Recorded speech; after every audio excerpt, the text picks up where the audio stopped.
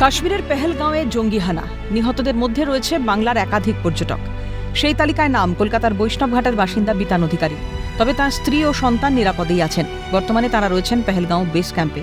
খবর পাওয়া মাত্রই কান্নায় ভেঙে পড়েছে বিতানের আত্মীয় পরিজনরা।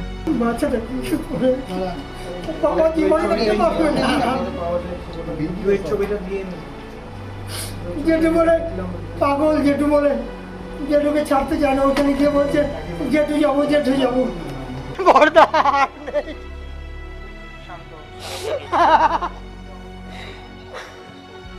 আমার ছোট বাবা, এই ছোট বাবাটাকে আমি ওর বাবার মুখ দেখাবো কি করে আমি ভেবে পাচ্ছি না।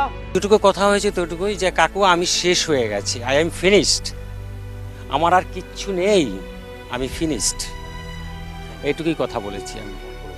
আর যখন আসবি আমি ফোন করেছিলাম, আমি যখন তুই এয়ারপোর্টে আসবি আমাকে টেলিফোন করিস, আমি আছি। সাংঘাতিক ভালো, এর মতো ভালো লোক আর হয় না। সন্ত্রাসী হামলায় নিহতদের পরিবারের প্রতি সমবেদনা জানিয়ে এক্স হ্যান্ডেলে পোস্ট মুখ্যমন্ত্রী মমতা বন্দ্যোপাধ্যায়। সেখানে তিনি লেখেন, নিহত বিতান অধিকারীর স্ত্রীর সঙ্গে ফোনে কথা হয়েছে। যদিও এই শোকের সময় তাকে সান্ত্বনা দেওয়ার ভাষা নেই, তবুও তাকে আশ্বস্ত করা হয়েছে যে নিহতের দেহ কলকাতায় ফিরিয়ে আনার জন্য সর্বাত্মক চেষ্টা করছে সরকার। মুখ্যমন্ত্রীর কাছ থেকে বিষয়টি জানতে পেরে মঙ্গলবার রাতেই স্থানীয় কাউন্সিলরকে সঙ্গে নিয়ে নিহত বিতান অধিকারীর বাড়িতে যান রাজ্যের মন্ত্রী অরূপ বিশ্বাস। সব রকম সহযোগিতার আশ্বাসও দেন তিনি। বুধবার সকালে তাদের বাড়িতে যান মন্ত্রী ফিরহাদ হাকিম সহ একাধিক তৃণমূল নেতৃত্ব। সংবাদ মাধ্যমের মুখোমুখি হয়ে ফিরহাদ বলেন, এটা কোনোভাবেই মেনে নেওয়া যাচ্ছে না। খবরটাই পাই মাননীয় মুখ্যমন্ত্রী আমাকে দেন, তারপরে আমি আমাদের স্থানীয় কাউন্সিলর প্রসেনজিৎ দাসকে নিয়ে এখানে আসি। ওনার বাড়িতে এক মামাতো দাদা আছেন, এই বাড়িতেই ওনার 2 বছর ধরে ওনার স্ত্রী আর পুত্র থাকেন, উনি আমেরিকাতে থাকেন। সবে এসেছেন 8 অথবা 9 তারিখ।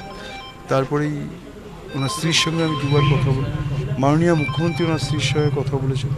আমাদের সরকার, আমাদের হোম ডিপার্টমেন্ট, আমাদের দিল্লি আরসি অফিস, তারা সমস্ত রকম যোগাযোগ করছেন যত দ্রুত বডি এবং তার স্ত্রী পুত্রকে কলকাতায় নিয়ে আসা যায় তার ব্যবস্থা মাননীয় মুখ্যমন্ত্রী নিজেই তদারকি করছেন।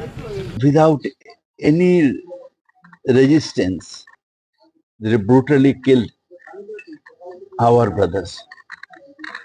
This is unacceptable. कोई धर्म किसी को खून करने का इजाजत नहीं देता है। জানা গেছে, বছর 40-এর বিতান অধিকারী বর্তমানে মার্কিন যুক্তরাষ্ট্রের ফ্লোরিডায় টিসিএসে কর্মরত ছিলেন। ফ্লোরিডাবাসী বিতান গত 8 এপ্রিল ভারতে আসেন এবং স্ত্রী সোহিনী অধিকারী এবং 3.5 বছরের ছোট্ট ফুটফুটে ছেলেকে নিয়ে জম্মু কাশ্মীরে বেড়াতে যান। তাদের ফেরার কথা ছিল 24 এপ্রিল। তার আগেই মিলল মৃত্যু সংবাদ। শোকে মুহ্যমান বিতানের বৃদ্ধ মা বাবা। আমার বলার কিছু নাই, আমার বলার কিছু নাই, আমি কথা বলতে পারছি। ঘুরতে গেছিল, এইরকম একটা ঘটনা হয়